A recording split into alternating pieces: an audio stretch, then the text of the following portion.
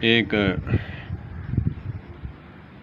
دیوبندی عالم تھے، انہوں نے ایک متعلقہ عورت کی طرف پیغام بھیجا۔ میرے دوست اہل حدیث تھے، انہوں نے چوٹ لگانے کے لیے مجھے کہا کہ جی دیکھا، پڑوسیوں کے جنازے پڑھانے جاتا تھا، عورتیں پسند کرتا تھا، اس نے شادی کر لی ہے فلاں عورت سے۔ میں نے کہا عقل کے اندھے نہ بن، تھوڑا سوچ۔ مجھے مسلکی تعصب کی بو آ رہی ہے اس بات سے۔ ایسا نہ کر، اس نے نکاح کیا ہے، اگرچہ پہلے ٹھیک ہے وہ جاتا ہوگا، جنازے پڑھنے جاتا ہے اور ہوگی بات چلانے کے لیے کسی کو کہہ دیا ہوگا، تو اس میں کوئی حرج تو نہیں ہے۔ اس نے نکاح کا پیغام بھیجا ہے، انہوں نے نکاح کو ایکسیپٹ کیا ہے، سنت کو ادا کیا ہے، اس کے ساتھ بھاگ تو نہیں گئی۔ کیسے عقل کے اندھے ہو تمہیں سوچنا چاہیے، خدا سے ڈرنا چاہیے۔ تو میں نے ایک دو عالم کا نام لیا، میں نے کہا ہمارے اہل حدیث عالم ہیں، سوشل میڈیا پر اس کے بیٹے نے اور اس کے باپ نے دونوں نے ایک دوسرے کی خوب مرمت کی، وہ تمہیں نظر نہیں آتی؟ انہوں نے کیا کیا ہے؟ یہ تو سوشل میڈیا بھی نہیں ہے، جنگلات ہے، جنگل کا گاؤں ہے، دیہاتی ماحول ہے، یہاں تو سوشل میڈیا نہیں ہے۔ تو ایسے ہوا دے رہا ہے مسلکی تعصب کو، مجھے یہ بات نہ کر، خاموش ہو جا۔ میں نے اس کو ڈانٹا اور خاموش ہو گیا۔ اللہ پاک مثبت سوچ رکھنے کی توفیق عطا فرمائے۔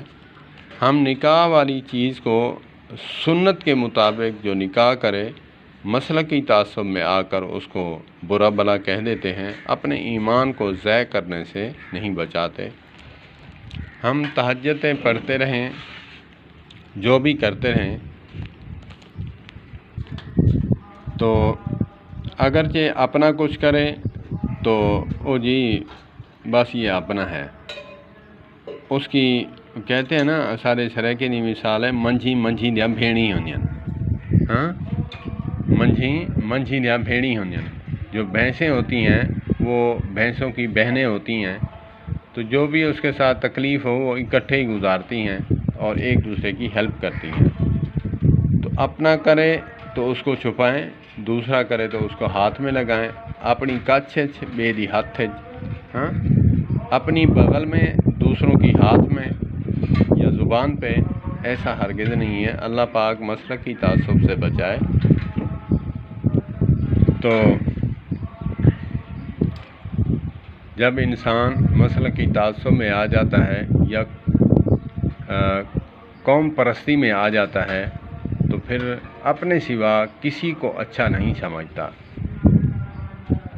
مسلکی تعصب میں آ کر کسی کو برا بھلا کہنا یہ بھی لعنت ہے، اور قوم پرستی میں آ کر کسی دوسرے قوم والے کو برا کہنا یا گالی دینا یہ بھی قوم پرستی کی لعنت ہے۔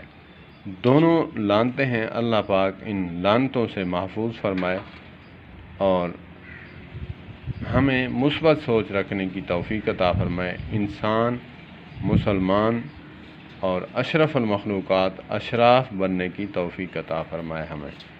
والسلام علیکم ورحمۃ اللہ۔